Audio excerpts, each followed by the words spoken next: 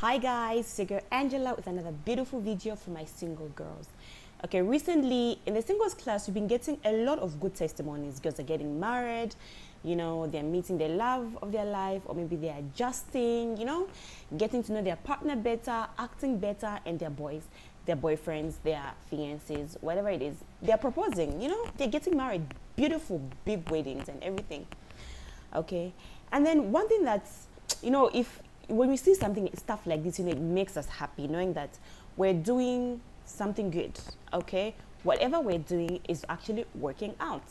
Okay, but one thing that most of them don't understand is that the getting married part is the easier part. Okay, staying married, however, requires a lot of work. Okay, so if you recently got married, if you're looking to get married, if you know somebody that falls into this category, please let them watch. Don't forget to like, comment, share. Okay, let's get into the video.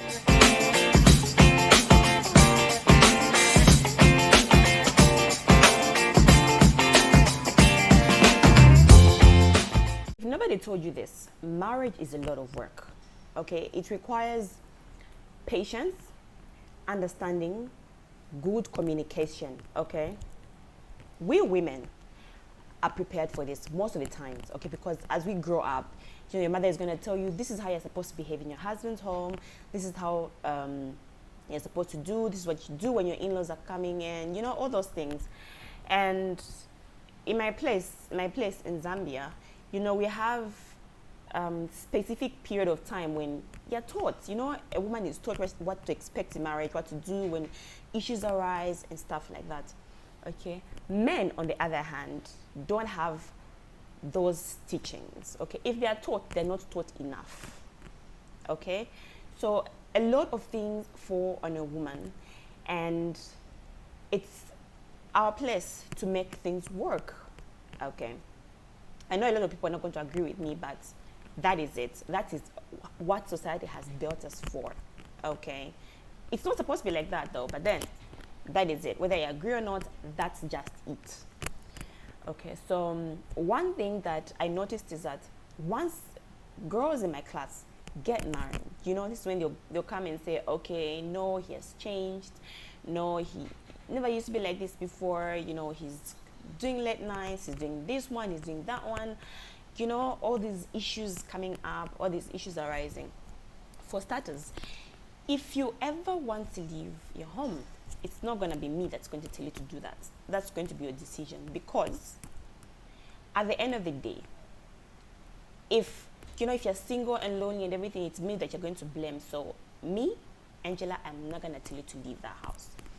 So what are you supposed to do to make your marriage work? For starters, patience. Marriage requires a lot of patience, because when you people are dating, you never saw each other for a long time. You meet, do all the good stuff, talk and everything, you go back home. 5 minutes, 10 minutes, 1 hour, 3 hours, you go back home. It was always like that. So you never really, really got to know each other on a deeper level. So once you get married and start living together, it's a whole different ballgame. Men take time to adjust because they're like babies. You understand me? I'm not justifying any stupidity that they do most of the times, but I'm just telling the truth as it is.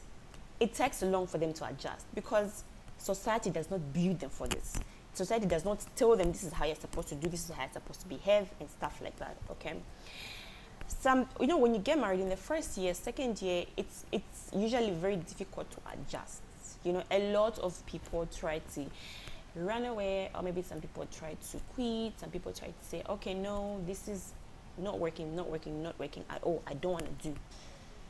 I'm telling you to have some patience. Okay, be patient to get to know each other all over again, because this is like you're starting your relationship all over again. Okay, it's not just you and him anymore. It's two families that got married. It's two families that are involved. So anything that you do, you have to remember that your decision is going to affect two families. Okay. Some men like to keep late nights, like to go and hang out with their friends, chill and everything like that. because they're adjusting slowly into married life, like that. Don't be the person that's going to hold him by the shirt and say, why you out this late, who are you with, what are you doing, all this, you drag him, you scream, you do that, the more you scream, the more you nag, the more he rebels, just like a child. If you tell your child, don't touch that fire 5 times, he's going to go and touch it, to go and check, why is this person even telling me to stop touching this fire? Let me even feel how it feels, okay? That's mostly how a lot of them behave, okay? If you're lucky to get married to somebody that's emotionally, physically, spiritually, everything mature, praise God. But not everybody is that lucky, okay? Getting married to your best friend is amazing, but not all friendships are built from the get-go. That is what you're supposed to understand. So don't look at other people's relationships and say, I want my relationship to be like that. Build your own in a way that you want it to be.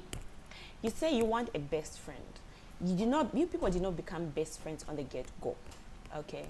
But if you work towards it, if you work together, if you try to understand each other, be patient with each other, understand each other more, you're going to realize that you have so much in common, and building your friendship while you're married is also amazing, okay? And the more you build that relationship, the more you build that friendship, the more you enjoy your marriage, okay? And men don't like to sit down and talk for so long like we women do, okay? So don't sit around and say, this man doesn't like expressing himself, he doesn't like to do this, he doesn't like to talk too much. Most of the times men go straight to the point. You want this? Tell me. You want that? Tell me. You want us to do things like this? Tell me. Don't sit down and say, when we started, it used to be like this, and then it went like that. Most of the times, they're going to sit and listen, one thing. But the other thing is that they are going to select what is going to stick to their minds, what is going to stick in their minds. So the best thing for you to do is know how, your husband's attention span. Okay, know that, okay, if I talk for this long, he's going to listen. If I talk for this time, he's not going to listen. That is one thing about communication and marriage. Patience. The patience that you're going to build with your husband is the same patience you're going to teach your children, okay? Most of the times it is you they're looking at as a woman. How is my mother behaving, okay? When issues arise, how is she acting? When her husband does this, how is she acting? Most of the times it falls on us. If a child becomes a bad person, it is a mother. If a child becomes a good person, it's still a mother, okay? So how you behave with your husband reflects how your child is going to behave with their own wife or with their own husband, okay? So what I want you to do is get to understand your partner, know his love language. I'm talking to girls because I'm a woman, so I understand women better. Talk to your husband, learn his love language, know what triggers his anger, know what makes him happy. Then you start working out things like that. You have to realize that no two men are the same. I know some people say, oh, men cheat, that's not the truth, okay? Men are also different, just like I'm not different. I'm not the same as you. You're not the same as your sister, and stuff like that. We're all different. So learn your partner's love language and treat him accordingly. Do you understand me? Then mind what you listen to from outside. For example, for me, if you come to me and tell me, I saw your partner doing this with this girl, I saw him with this person doing this. For starters, I am not going to believe you, because if I did not see it with my eyes, I did not hear it with my own ears, it did not happen. That one that you saw is your business, because you're the one that went to look for it. I was sitting gingerly in my house. You went to look for trouble to come and tell me, okay, no, your husband was doing this one. That one is not my business. Because even if you tell me 1,000 times, even if you tell me 1,000 times, I am not going to leave. So it is better you keep your stories to yourself, and I'll believe what I want to believe. Okay, that's what you're supposed to do. It's not everything that somebody comes to tell you from outside that you're supposed to believe. When you're getting married, you're just the two of you. Okay, so any problem arises, any conflicts, try to sort it out within the 4 walls of your household. Okay, Marriage is beautiful if you get married to somebody that understands you, and you try by all means to understand them, even if it is difficult sometimes. Just try by all means to understand that person, and then your marriage is going to be blissful. The first year is usually hard because, you know, getting into a new family, you know, all those things, adjusting is difficult. But once you get the hang of it, it's going to be beautiful.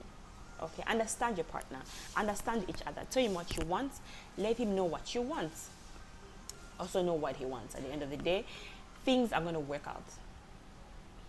Don't try to change his friends. A lot of us see, you know, we're going to see our partner with a particular person and say, okay, I don't want him to be with that person. This person influences him to do this one.